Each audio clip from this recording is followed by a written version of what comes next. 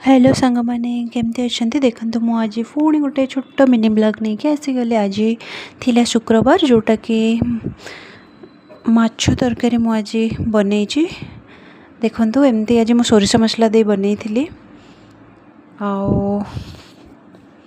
सोरिष मसलार माछ तरकारीटा बहुत टेस्ट लगे। मुझे ही बनई आपण मैंने केमती बनाती मत कहे प्लीज।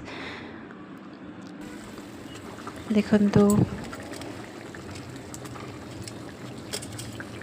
बहुत टेस्टी थिला।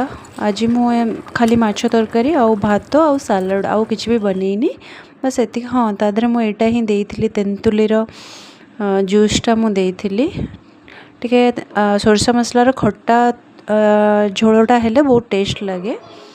मो वीडियो केमती लगुच आपण माने कहिबे कमेंट करेंगे।